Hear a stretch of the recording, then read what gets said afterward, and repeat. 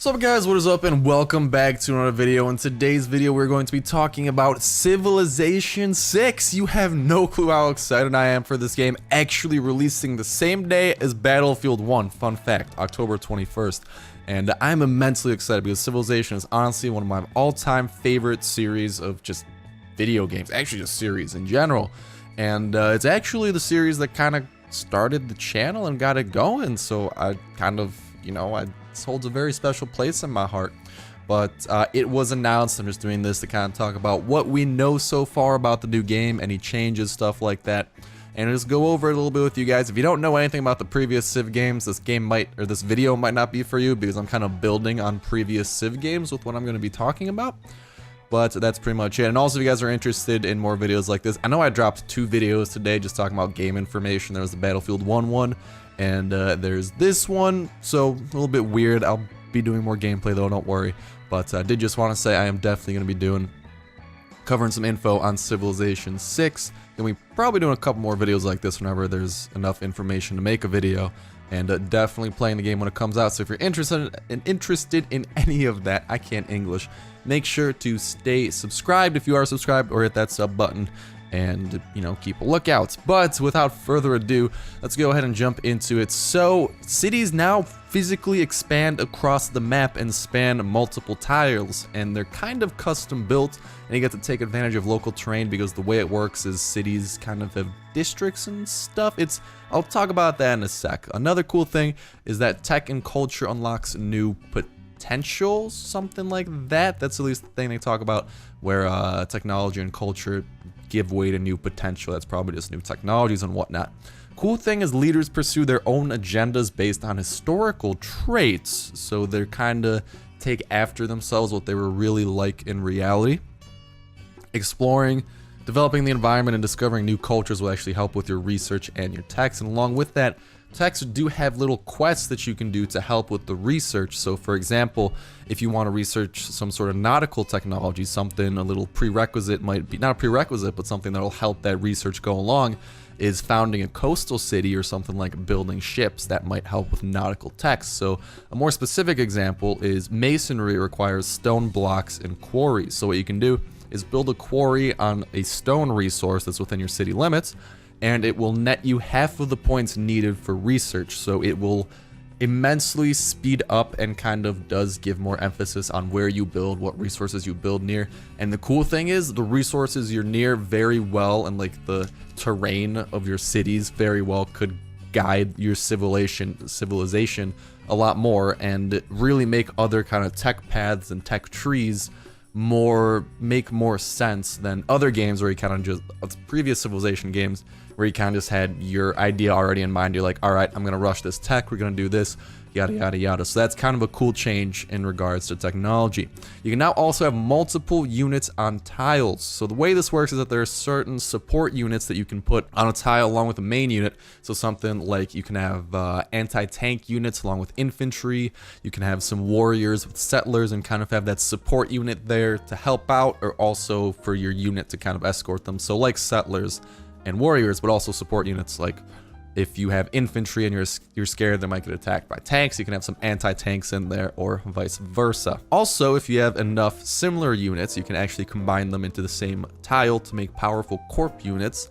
I pronounced that literally, core units, which kind of reminds me of Civilization 4 with the armies and kind of previous civs like that. But there's not going to be any stacks of death like the old games. That's definitely, I think it's going to be like one core / army per tile. Another cool thing is that units can actually be put into formations and that they'll move together, so you don't actually have to move them one by one and spend about way too much of your life doing that. You can actually kind of designate them as a formation and they will move together, which is really cool. And also there's a little bits of diplomacy evolution as the game goes on, where it gets more complex. So initially you might just be able to declare war, give gifts, that type of stuff, but as you go on, negotiations might begin to take place, and complex alliances, stuff like that, might begin to form. There's also a new multiplayer mode of some sort that seems kind of like scenarios from old games. They're putting emphasis on the fact this can be done in a single session, so it's not going to be a long 20-hour play session, but it's going to be something like maybe you start in the primitive age and you have to get to the Middle Ages, then whoever in that span of time has the highest or strongest military or something wins. So it's supposed to span a couple hours and be something like a single play session instead of an entire civilization game, which can take a very decent amount of time. Also, new and better tutorials are supposed to be in the game. So if you're going to be new to Civilization, usually it was a little bit intimidating. The tutorials really could use some work. They are saying the tutorials will be better this time around. Now, back to cities, which is really something that's gotten a lot of improvements, and I think it's the biggest thing to be changed out of what I've heard. So upgrades to cities are now placed on maps. So it's no longer like everything's going to be in your one city tile, but they're going to be spread out, and those improvements can then be put in their corresponding district. There are 12 types of districts, and each kind of surrounding tile you can designate to a district. So these cities are composed of districts, like I said. They go up to 36 hexes, the usual limit, I think.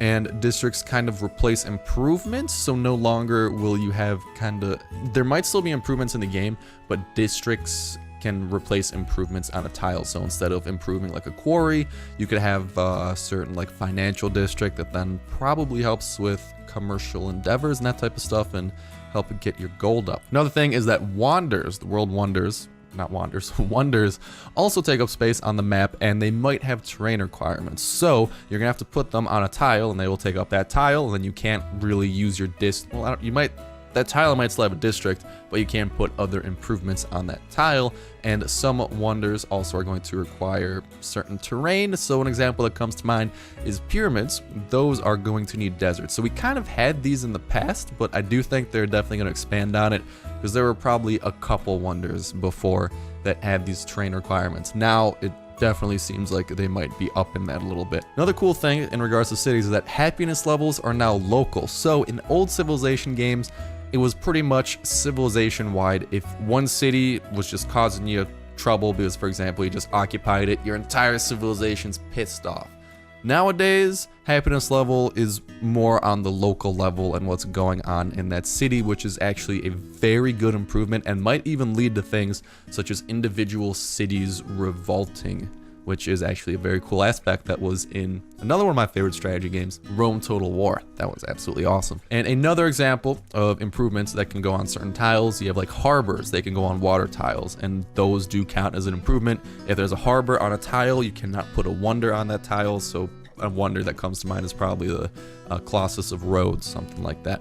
Now, all these districts that you can build, you do have to be careful once you get to late game, because bombers can actually destroy them, and then you're gonna have to go and get them repaired.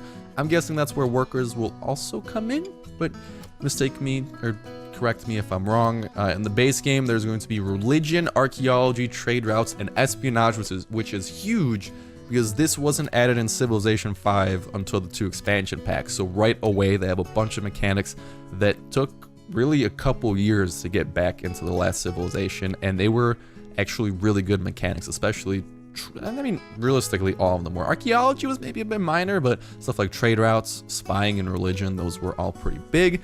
They do claim that there's better AI, but Civilization, I feel like they always claim this, and then, I don't know, AI's been something that a lot of people say Civilization does have to improve on, and I kind of agree. It is something, probably the biggest thing that has to be improved, so hopefully they've put a lot of work into AI.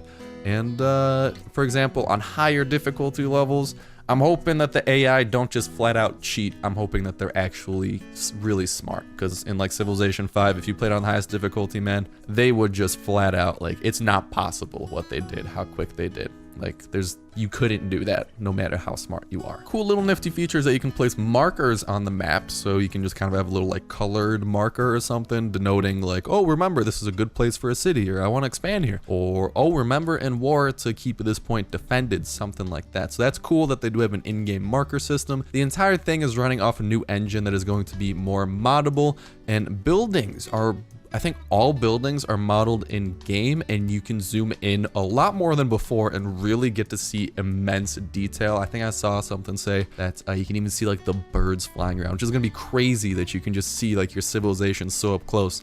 and see hopefully the greatness that you've been able to build on. Now in the actual trailer, you can see Gandhi and Teddy Roosevelt, so those are probably 2 confirmed guys since they showed them off in the trailer. That is the only 2 I know of though, so hopefully they do start announcing more. I'll make videos for those as it goes on, but that's about it in terms of information. Thank you guys so much for watching the video. If you got this far, I'm hoping you enjoyed it. If you did, if you hit that like button and let me know in the comments down below what you liked about it, what you didn't. Again, trying to kind of make these informative videos as awesome as possible. And yeah, you know, that's about all I got. So let me know in the comments about that, and also let me know what you are excited about and or what you want to see in Civilization 6 the most, because I don't even know what I want to see. I just want to see it, because Civilization 5, man, that was one of my favorite games, and it was huge for the channel. I remember Brave New World, that expansion that really got us going, which is like crazy to think of. Like that was 2.5 years ago too. It's actually coming up on, I think, 3 years at this point, which is crazy. Damn, man, time flies. But yeah, that's about going to go ahead and do it for me for this video. Like I said, if you guys enjoyed it, hit that like button, let me know. And if you want to see more like it, make sure that you are subscribed as more go up. I'm definitely going to be doing these types of informative videos for Civ 6 and also Battlefield, because you probably saw the Battlefield video going up before. And when the game's release, which is going to be around the same time actually, unless I can maybe get my hands on an early copy, fingers crossed, I'm definitely going to be doing gameplay of them. So if you're interested in any of that, make sure to stick around. I will do my best and hopefully get back to some more gameplay, because most of my videos today were literally informative. I need to go have some shits and giggles and play some games. So yeah, other than that though, that is going to go ahead and do it for me. Thank you guys so much for watching the video as always, and hopefully I'll see you next one.